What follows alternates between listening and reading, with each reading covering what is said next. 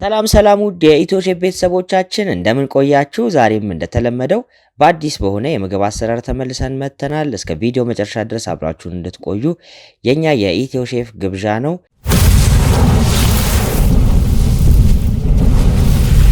ለዛሬ ይዘንላችሁ የመጣ ነው ሚኒስትሮኒ ሱፕ ሲሆን ለሚኒስትሮኒ ሱፕ ለመስራት ከሚያስፈልጉን ግብአቶች ውስጥ አንደኛው ካሮት ነው። ካሮታችን እንግዲህ ታጥቦና ተልጦ በምታዩት መንገድ ከተዘጋጀ በኋላ ደቀቅ አድርገን እንከትፈዋለን። ሁሉንም ግብአቶቻችንን ያው ደቀቅ አድርገን ነው የምንከትፈው ለአመጋገብ አፍ ላይ እንዳያስቸግር ማለት ነው። ቆንጆ አድርገን በምታዩት መንገድ ከትፈን እናዘጋጀዋለን። ካሮታችንንም እንግዲህ በምታዩት መንገድ ከከተፈን በኋላ ታጥቦ የተቀነጠሰ ፎሶሊያችንንም በምታዩት መንገድ እኩል በሆነ ሳይዝ ከትፈን እናዘጋጃለን ማለት ነው። ዝኩኒያችንንም የታጠበ ዝኩኒ በምታዩት መንገድ ስላይስ ካደረግነው በኋላ ያው ሆዱን ወይንም ደግሞ ውስጡን ስለማንጠቀመው ከላይ ያለውን ቆዳውን በምታዩት መንገድ በተመሳሳይ ሳይዝ ከትፈን እናዘጋጃለን። ይህ የምትመለከቱት የሾርባ ቅጠል ወይንም ደግሞ ሰለሪ በሚባል የሚታወቀው ሲሆን ይህንንም እንደምታዩት መንገድ ደቀቅ አድርገን እንከትፈዋለን ማለት ነው። አፍ ላይ ትንሽ ጠንከር የማለት ባህሪ ስለሚኖረው ደቀቅ አድርገን መክተፍ ይኖርብናል ማለት ነው። በምታዩት መንገድ ደቀቅ አድርገን እንከትፈዋለን። ቀይ ሽንኩርታችንንም በተመሳሳይ ደቀቅ አድርገን እንከትፈዋለን በምታዩት መንገድ ማለት ነው።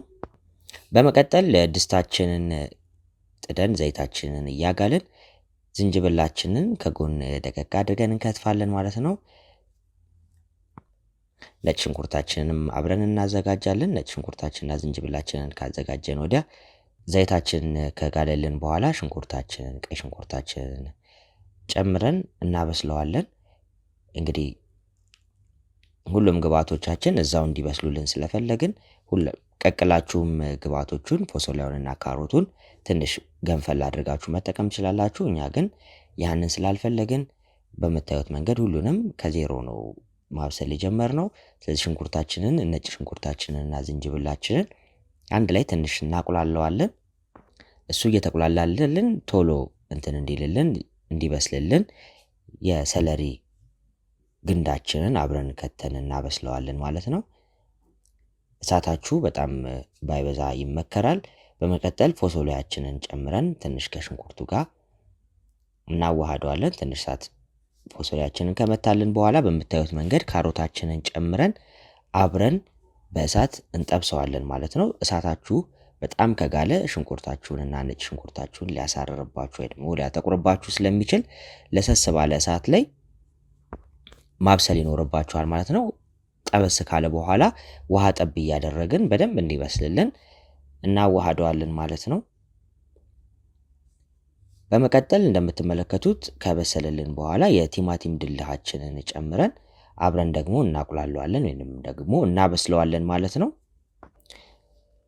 በመቀጠል በደንብ የቲማቲም ድልሃችን አብሮ ከተቁላላ በኋላ ዝኩኒያችንንም ጨምረን አብረን እናበስለዋለን። ውሃ ጠብ እያደረግን ማብሰል እንችላለን። ሁሉም ግብአቶች አሁን ስለሆነ እየበሰሉ ያሉት እንግዲህ በደንብ መብሰል ይኖርባቸዋል ማለት ነው። ውሃ ጠብ እያደረግን በምትመለከቱት መንገድ ይበስላል ማለት ነው። ውሃ የምትጠቀሙት ስቶክ አዘጋጅታችሁ ወይንም ደግሞ የአትክልት መረቅ አዘጋጅታችሁ ብትጠቀሙ ይመረጣል። ያው የከተፋችኋቸውን የላጣችኋቸውን ግብአቶች በውሃ በመቀቀል የሱን መረቅ መጠቀም ትችላላችሁ ማለት ነው። እንደምትመለከቱት እኔ የተጠቀምኩትኝ እሱን የአትክልት መረቅ ነው ማለት ነው። በምታዩት መንገድ እንግዲህ በደንብ አድርገን እያንተከተክን እናበስለዋለን በትንሽ እሳት መጠን ማለት ነው። በመቀጠል እኛ የተጠቀምነው ያልበሰለ ወይንም ደግሞ ያልተቀቀለ መኮረኒ ነው። በምትፈልጉት መንገድ በፓስቲኒም በፓስታም በምትፈልጉት ነገር መጠቀም ትችላላችሁ። እኔ መረጥኩትኝ እንግዲህ መኮረኒ ስለሆነ ያልተቀቀለ መኮረኒ አብሮ እንዲበስልልኝ አድርጌበታለሁ ማለት ነው። ጫው ጨምሬያለሁኝ። በመቀጠል ደግሞ ለብርድ ሰዓት ወይንም ደግሞ ለጉንፋን እንዲሆን ስለሆነ የፈለኩትኝ የደረቀ የሚጥሚጣ ቃሪያን የተጠቀምኩትኝ ማለት ነው። በምታዩት መንገድ ቃሪያውንም ጨምሬያለሁ፣ ጫውም ቀመሜዋለሁ ማለት ነው አንድ ላይ። እንግዲህ አሁን እንደዚህ ካደረግን በኋላ የአትክልት መረቃችንን አድርገን በደንብ አድርገን እንዲበስል እንተዋዋለን ማለት ነው። ሁሉንም ግብአቶቻችንን በምታዩት መንገድ አስገብተናል። ውሃችንን ከልሰን የተወሰነ ሰዓት በደንብ እንዲበስልልን መኮረኒያችንም እንዲበስልልን እንከድነውና እናዘጋጀዋለን። እንደዚህ በምታዩት መንገድ በስሎልናል ማለት ነው። እንደምታዩት መኮረኒውም እየደረሰ ነው። ሌሎችም ግብአቶቻችን እንግዲህ ቆንጆ የሆነ ከለር ያለው ሾርባ ሰጥቶናል ማለት ነው።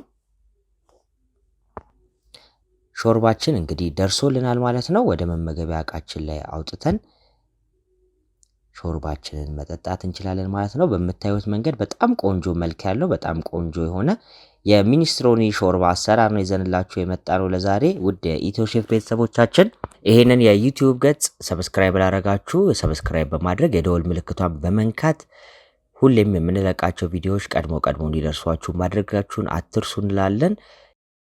ሁሌም ቢሆን የኢትዮ ሼፍን ፔጅ ስለምትከታተሉና ስለምታዩ ከልብ አድርገን እያመሰገንን በሚቀጥለውም አዲስ ቪዲዮ ይዘንላችሁ እንደምንመጣ ቃል በመግባት ለዛሬ በዚህ እንጨርሳለን። ስለተከታተላችሁን ከልብ አድርገን እናመሰግናለን።